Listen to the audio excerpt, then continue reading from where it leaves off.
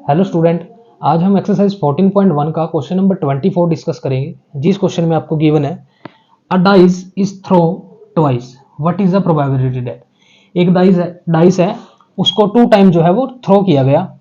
ठीक है। अच्छा, आपको क्वेश्चन में जो है एक हिंट गिवन है। वो हिंट क्या गिवन है कि या तो एक डाइस को आप 2 टाइम जो है थ्रो करो या 2 डाइस को आप एक साथ थ्रो करो। बात एक ही है, आउटकम आपके सेम आएंगे। ठीक है ना बात।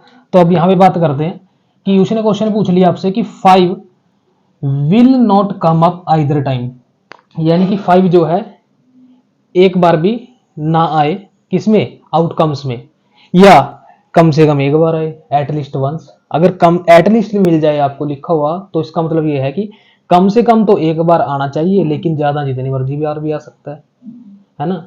ज्यादा कितनी बार भी आ सकता है। तो इसके लिए आउटकम्स क्या थे जब हमने क्वेश्चन लास्ट में किया था हमने क्वेश्चन, आई थिंक याद नहीं मेरे। तो उसमें क्या था कि जब 2 डाइस को एक साथ हम थ्रो करते हैं तो आउटकम्स कितने होते हैं उसके, 36। तो वो कौन से थे वो हम लिखते हैं। तो आउटकम्स अगर मैं बात करूं तो टोटल आउटकम्स कितने होते हैं,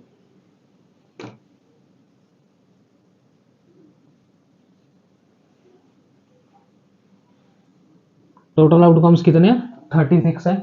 तो सबसे फर्स्ट क्या था हमारे पास कि अगर फर्स्ट डाइस पे 1 आ चुका हो और सेकंड पे भी अगर 1 आ जाए, या फर्स्ट पे 1 सेकंड पे 2, ऐसे चलते जाएंगे, बताया था मैंने उस दिन।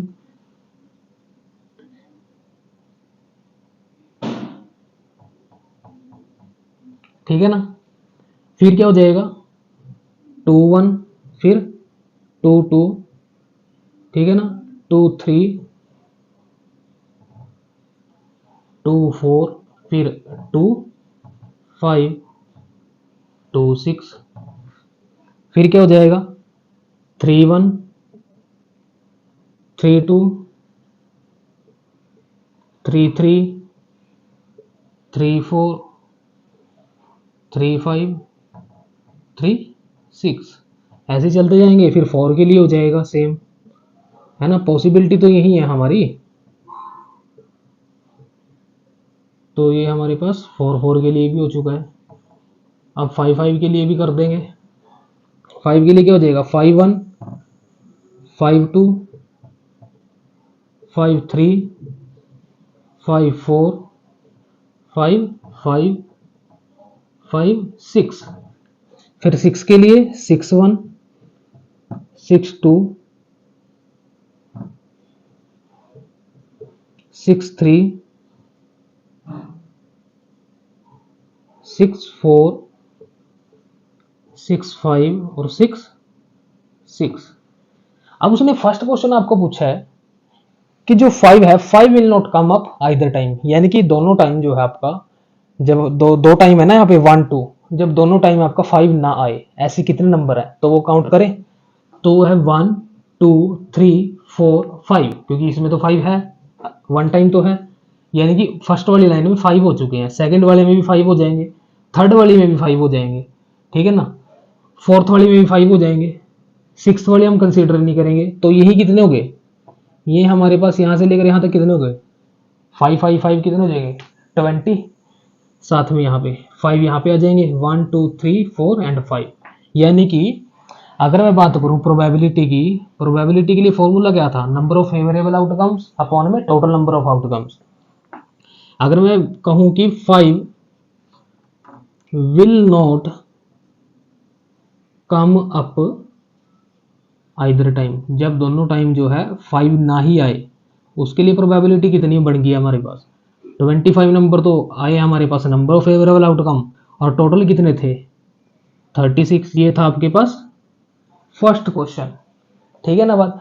अगर मैं सेकंड क्वेश्चन की बात करता हूं तो सेकंड क्वेश्चन क्या है कि कम से कम 1 टाइम तो आपका 5 आ जाए, हो सके तो ज्यादा बार भी आ जाए, है ना। तो ऐसे कितने नंबर है, इसके लिए मैं क्या करूंगा, देखते हैं 5 कहां कहां पे आया हुआ है। 1 2 3 4, 5 6 7 8 9 10, ठीक है ना बात, और 1 11, यानी कि 11 टाइम आपके पास 5 आया है, एक या एक से ज्यादा बार। एक से ज्यादा बार कहां पे है, यहाँ पे, ठीक है ना बात। यानी कि अगर 5 एटलीस्ट 1 टाइम आ जाए, 5 will come up at least once, at least once, तो क्या हो जाएगा 11 अपॉन में 36।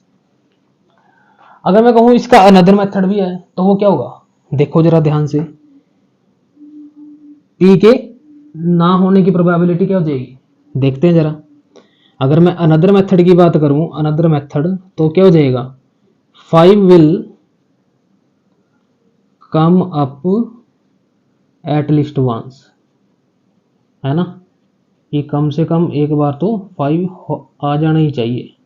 तो उसके लिए क्या हो जाएगा, इसका मतलब तो ये है कि ये 5 होने की प्रोबेबिलिटी है।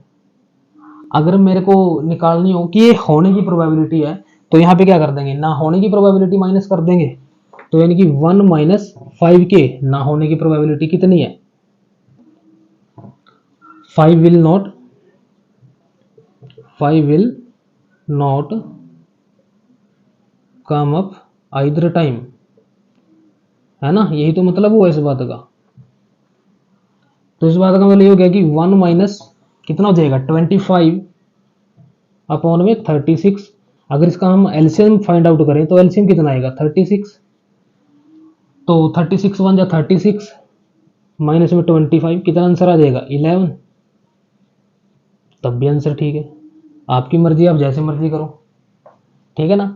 ये वही है कि 5 will not come up either side, होने की प्रोबेबिलिटी क्या हो जाएगी, माइनस कर दो ना होने की। अगर ना होने की पूछता तो माइनस कर दो होने की, 1 में से, ठीक है ना बात। तो उम्मीद करते हैं आपको 24 क्वेश्चन जो है बड़े अच्छे से समझ आया होगा। तो प्लीज वीडियो को लाइक करिए, चैनल को सब्सक्राइब करिए। Thank you so much for watching a video.